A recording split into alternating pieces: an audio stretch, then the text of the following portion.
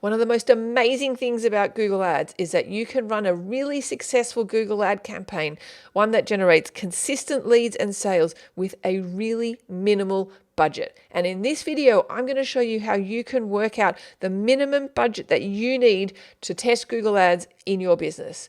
I'm also going to share some strategies that you can implement to reduce your cost per click so that you can get the most out of this budget. So the first thing I'm going to get you to do is to go into your Google Ad account, go to the Tools menu, and under Planning and Keyword Planner, you're going to be faced with this option, and you want to choose this first one of Discover New Keywords. So here is where you're going to put in your ideal phrase that your perfect customer or client would type into Google. So if you're a dental practice, that might be dentist and the location. If you're a plumber, the same thing, or if you sell a product. So think about if you had to wave your magic wand, what would your perfect customer type into Google that would deem them to be perfect for your business? So let's pretend I'm a photographer and I want to get in front of people who are searching for a photographer. I'd go here and I type in photographer, and then I would put in my location.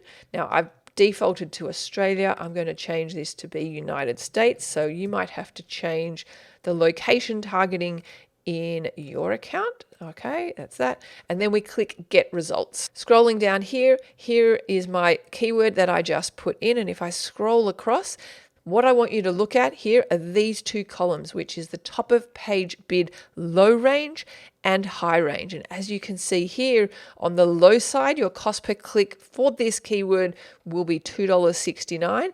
And on the high side, it's going to be $8.87. So quite a big range, actually. To work out the minimum budget that you need, I usually multiply this number by 10.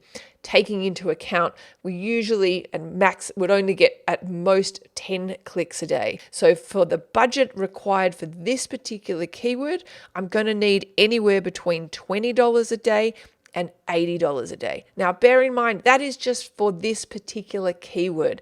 Different keywords are going to have different ranges. And if I scroll across real quick, you'll see here, it's given me a variation of that keyword for headshots, Los Angeles.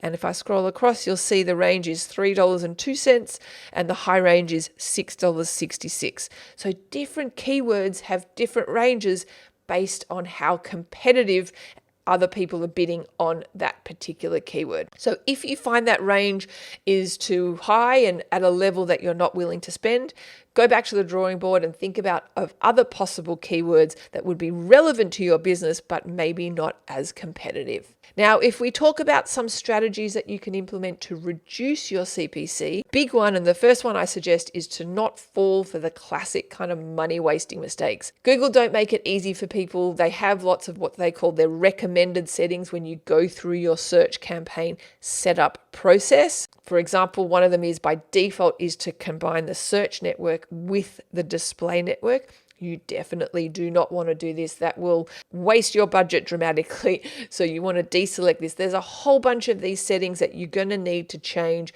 in this setup process. I've actually made it really easy for you. I put it into a handy guide. I'll put a link in the description. Definitely make sure you download that so you can skip all these money wasting mistakes. And I actually have a video on my channel, I'll put a link to that as well in the description, which walks you through the safe way to set up your search campaign as well. So definitely check that out.